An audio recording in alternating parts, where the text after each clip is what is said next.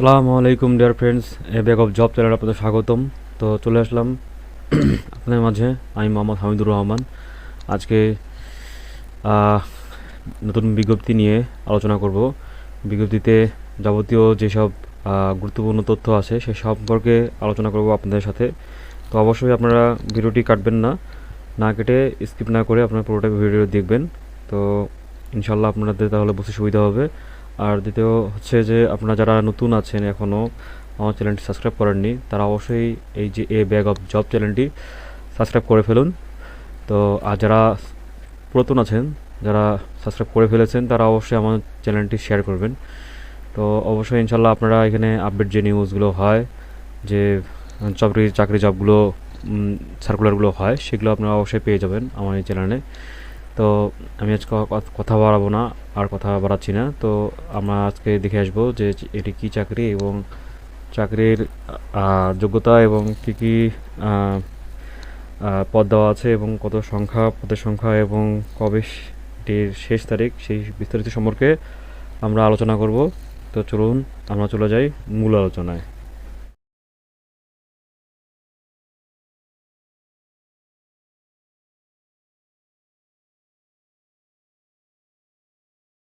তো আপনারা দেখতে পাচ্ছেন যেখানে দেওয়া আছে বাংলাদেশ ব্যাংকের নিয়োগ বিজ্ঞপ্তি।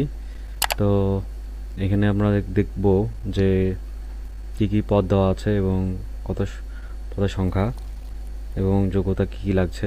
তো সেটা আমরা দেখব। এখানে দেওয়া আছে, আপনারা দেখতে পাচ্ছেন যে নিয়োগ বিজ্ঞপ্তি বাংলাদেশ ব্যাংকের সহকারী পরিচালক জেনারেল এর 225টি পদে।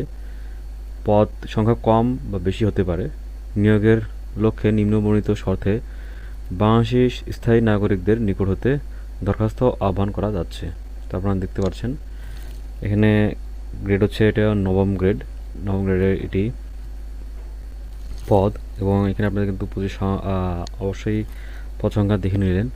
এবং বেতন স্কেলটি এখানে দেওয়া আছে, জাতীয় বেতন স্কেল 2015 এর, মানে এই 15 এর যে বেতন স্কেলের ছিল সেই সুবিধা অনুযায়ী আপনারা পাবেন এই পদের জন্য। তো এরপরে আপনাদের শিক্ষাগত যোগ্যতা আছে যে কোনো বিশ্ববিদ্যালয় হতে যে কোনো বিষয়ের স্নাতকোত্তর ডিগ্রি অথবা স্বীকৃত বোর্ড হতে এইচএসসি বা সমমান পরীক্ষা পাশের পর স্বীকৃত কোনো বিশ্ববিদ্যালয় হতে 4 বছর মেয়াদি স্নাতক ডিগ্রি থাকতে হবে। তো আপনাদের কিন্তু অবশ্যই কোনো পর্যায়ে তৃতীয় বিভাগ বা শ্রেণী বা সমমানের সিজিপিএ গ্রহণযোগ্য হবে না। অবশ্যই কোনো তৃতীয় শ্রেণীর বা বিভাগের সমমানের যে সিজিপিএ গ্রহণযোগ্য অবশ্যই এখানে হবে না। তো আপনারা অবশ্যই দেখতে পাচ্ছেন তৃতীয় শ্রেণী বা বিভাগের উপরে যে আছে দ্বিতীয় বা প্রথম তো শ্রেণীর বা বিভাগের সিজিপিএ গ্রহণযোগ্য অবশ্যই হবে। তো এরপরে আপনারা দেখতে পাচ্ছেন এখানে আরও অনেক কিছু দেওয়া আছে। এখানে আপনাদের পয়েন্ট স্কেল এবং সমতুল্য শ্রেণী এখানে দেওয়া আছে। শিক্ষাগত মন্ত্রণালয়ের আপনার হচ্ছে 2/3/2010 তারিখের প্রজ্ঞাপন নং অনুযায়ী এখানে আপনারা দেখতে পাচ্ছেন এখানে দেওয়া আছে। এবং এখানে আপনাদেরকে দেখতে পাচ্ছেন যে শিক্ষা মন্ত্রণালয়ের আপনার 2/6/2009 তারিখের প্রজ্ঞাপন নং এখানে দেওয়া আছে অনুযায়ী অনুমোদিত বিশ্ববিদ্যালয় কর্তৃক সিজিপিএ এখানে আপনাদের দেওয়া আছে, কেমন সিজিপিএ হবে সেটি এখানে দেওয়া আছে। তো এরপরে আপনারা দেখতে পাচ্ছেন যে ও লেভেল এবং এ লেভেলের ক্ষেত্রে এদেশীয় সংশ্লিষ্ট শিক্ষা বোর্ড হতে ইস্যুকৃত সমমান সার্টিফিকেট বিদেশি বিশ্ববিদ্যালয় হতে প্রাপ্ত ডিগ্রির ক্ষেত্রে দেশি সংশ্লিষ্ট বিশ্ববিদ্যালয় মঞ্জুরি কমিশন উপযুক্ত কর্তৃপক্ষ কর্তৃক ইস্যুকৃত সমমান সার্টিফিকেট অনুযায়ী ডিগ্রি ও ফলাফলের তথ্য প্রদান করতে হবে। অবশ্যই আপনারা এটা বুঝতে পারছেন। এরপরে আপনাদের মুক্তিযোদ্ধা যে সন্তান আছেন যারা, তাদের জন্য আপনাদের বয়স হচ্ছে 21 হতে 30 বছর। এবং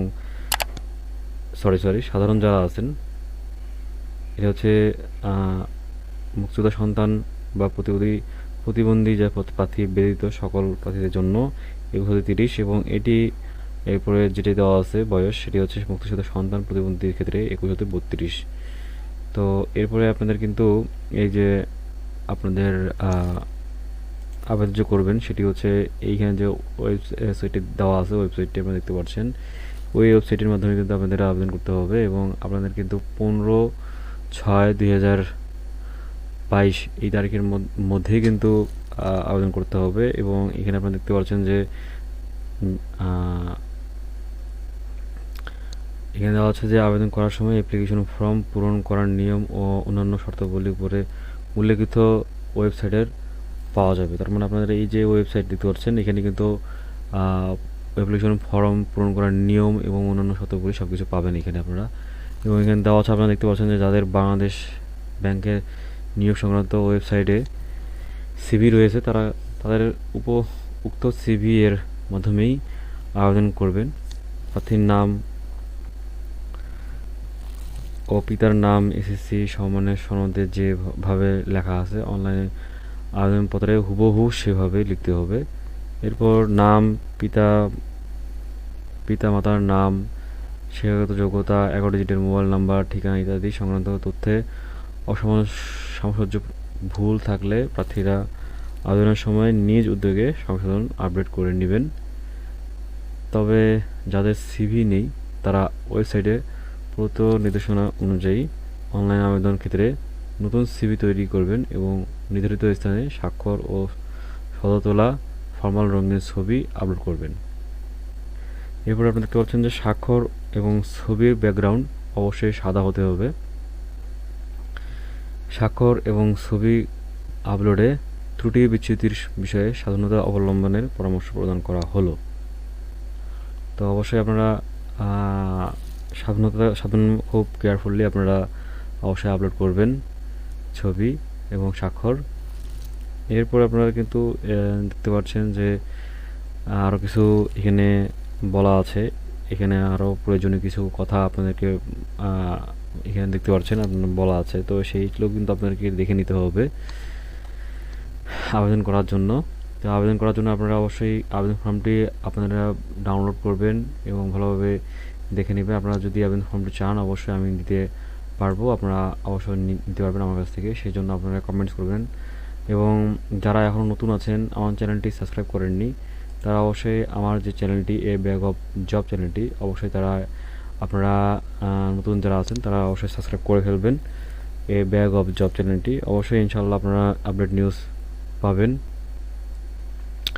এরপর আরও যেই আপনার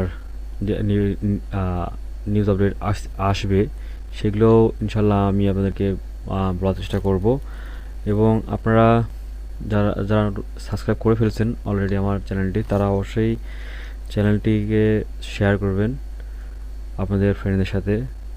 তো আমি অবশ্য এখানে নিয়োগ বিজ্ঞপ্তির যে প্রয়োজনীয় তথ্যগুলো সেগুলো অবশ্য আপনাদেরকে জানিয়ে দিলাম, আপনারা আর একটু দেখে নেবেন তাহলে তো আপনার জন্য আবার একটু সেটি আরও ভালো হবে। তো আজকে এই পর্যন্ত, আমি আর কথা বাড়াচ্ছি না, তোমার জন্য দোয়া করবেন। তো আবার কোনো নতুন বিজ্ঞপ্তি নিয়ে আসবো আপনাদের মাঝে। তো আসসালামু আলাইকুম।